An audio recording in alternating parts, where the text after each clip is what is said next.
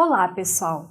Dando continuidade ao nosso curso sobre aplicação da Lei Complementar 123 às licitações, nós verificamos no módulo anterior que as pequenas empresas, as microempresas e também as sociedades cooperativas assim enquadradas, elas têm o direito de receber benefícios preconizados na Lei Complementar nas licitações públicas. Esses benefícios, portanto, eles devem estar, em que pese tem uma lei, a Lei Complementar que disponha de todos esses benefícios, eles devem estar regulamentados nos editais de licitação.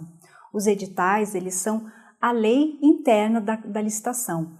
Nele devem estar todas as considerações, todas as regras. Essas regras devem referir-se à modalidade de licitação, se é concorrência ou se é pregão, qual que é o tipo, se é menor preço ou é técnico preço, qual que é o objeto da licitação. É uma contratação de serviço, é uma aquisição de bem que deve ser adquirido. O edital deve trazer também questões referentes ao valor do objeto, ao valor estimado do objeto, as obrigações dos futuros contratados, também as penalidades, autoridade competente e etc. Traz também as questões referentes ao próprio procedimento licitatório. Como que se dará a análise da proposta, como se dará a análise dos julgamentos de habilitação, quais são os documentos de habilitação que os licitantes devem trazer nos envelopes ou devem apresentar posteriormente à comissão de licitação ou pregoeiro, quais são os prazos, quais são os locais certos da sessão de ocorrência das sessões públicas, enfim, todos os procedimentos próprios da licitação, do certame licitatório. A Lei de Licitações, a Lei 8666, que vincula as regras gerais de licitação para os órgãos públicos, ela dispõe no artigo 40 quais são o conteúdo mínimo dos editais de licitação, também chamados instrumentos convocatórios. Vamos dar uma olhada nos principais. O edital conterá, portanto, obrigatoriamente o seguinte: inciso 1º, objeto da licitação em descrição sucinta e clara. Condições para participação na licitação em conformidade com os artigos 27 a 31 desta lei, que tratam dos documentos de habilitação e forma de apresentação das propostas. Também critério para julgamento, com disposições claras e parâmetros objetivos e outras indicações específicas ou peculiares da licitação. Portanto, pessoal, todas as regras que regerão o certame licitatório e também a futura contratação devem estar expressos no edital de licitação. Contudo, nem todos os órgãos e entidades obrigados a licitar colocam as regras de forma clara nos editais. As regras referentes à Lei Complementar 123 e a todos os benefícios também devem estar expressas nos editais. Devem haver disposições sobre quais são os benefícios que vão ser aplicados, quais são os prazos próprios para as microempresas, empresas de pequeno porte, cumprirem o estipulado no instrumento convocatório, quais são os documentos, enfim, também todas as regras necessárias. Mas como eu ressaltei, nem todos os editais trazem isso de modo correto. Ou eles se omitem em relação ao tratamento diferenciado que deve ser aplicado, ou eles trazem regras que são incompatíveis com o ordenamento jurídico, que são incompatíveis com a própria Lei Complementar 123. Para essas situações, portanto, de omissão nos editais de licitação ou de regras que são incompatíveis com a Lei Complementar, a própria Lei 8666 coloca à disposição dos licitantes e dos interessados um instrumento administrativo apto a provocar a administração e a entidade para que ela possa rever as suas decisões, rever todas as cláusulas que estão sendo impugnadas. Trata-se, portanto, da impugnação ao edital. A impugnação ao edital, ela está prevista na Lei 8666, no artigo 41. A administração não pode descumprir as normas e condições do edital ao qual se acha estritamente vinculada. Parágrafo 1º. Qualquer cidadão é parte legítima para impugnar edital de licitação por irregularidade na aplicação desta lei, devendo protocolar o pedido até 5 dias úteis antes da data fixada para a abertura dos envelopes de habilitação, devendo a administração julgar e responder à impugnação em até 3 dias úteis. Parágrafo 2º.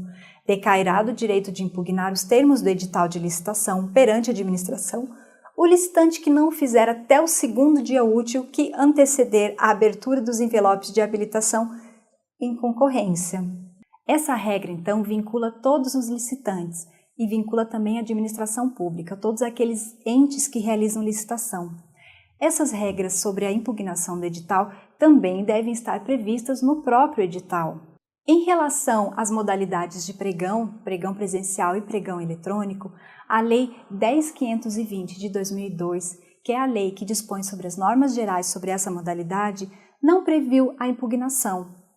Porém, os decretos federais 3555 e 5450, que respectivamente tratam do pregão presencial e do pregão eletrônico, eles trazem regras próprias. Eles dispõem o seguinte: eles estabelecem o prazo de 2 dias úteis antes da data fixada para a abertura do certame para a impugnação do edital e o prazo de 24 horas para a decisão do pedido.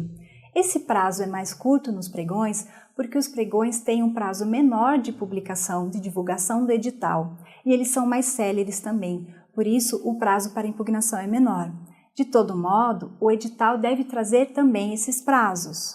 Como eu tratei então, a impugnação ao edital é um meio administrativo de contestação da legalidade de cláusulas do ato convocatório, que pode ser exercitado pelo licitante ou por qualquer cidadão. Deve ser entendido como uma forma de provocação da administração à verificação da ilegalidade do ato convocatório. Todos os benefícios da Lei Complementar 123 aplicáveis às micro e pequenas empresas e também às sociedades cooperativas, eles são vinculantes da administração pública e das entidades obrigadas a licitar, ou seja, todos esses órgãos e entidades devem estabelecer em suas licitações esses benefícios.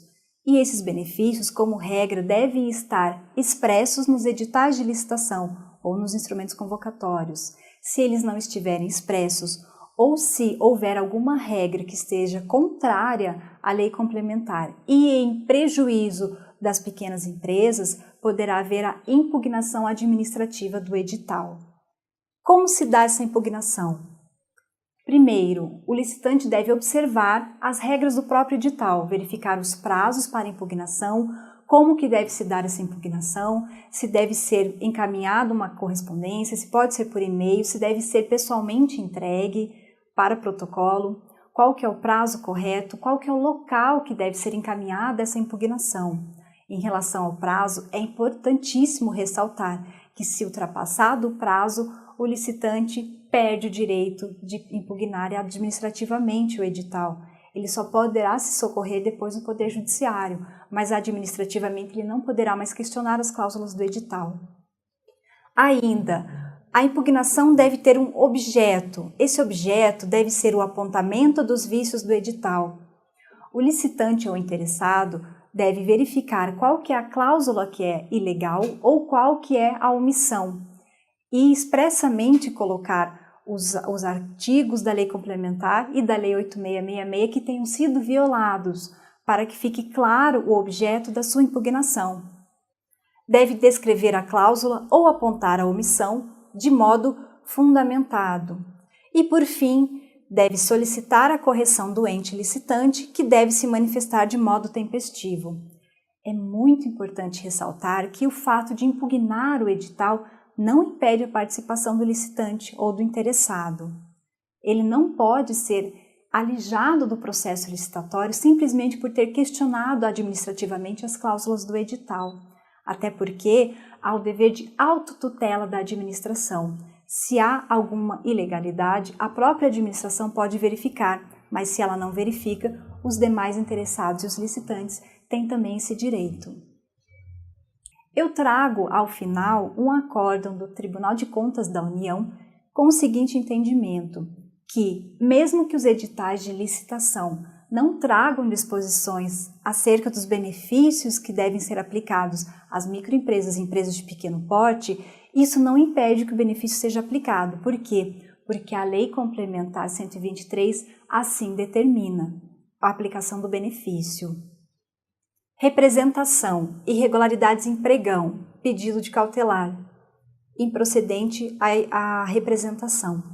Apesar da ausência de previsão editalícia de cláusulas que concedam a essas categorias de empresas os benefícios previstos nos artigos 45 e 46, não há impedimentos para a aplicação dos dispositivos nela inscumpidos.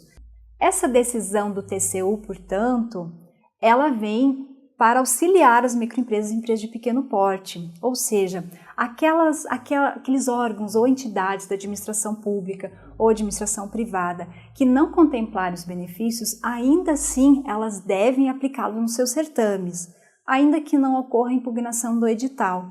Portanto, pessoal, o que nós verificamos é que o próprio tribunal reconhece que essas normas são obrigatórias a todos aqueles que realizam licitação, ainda que eles não tenham colocados nos seus instrumentos convocatórios.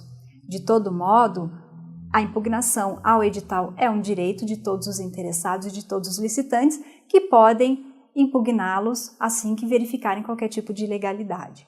Essas são as considerações sobre o nosso módulo.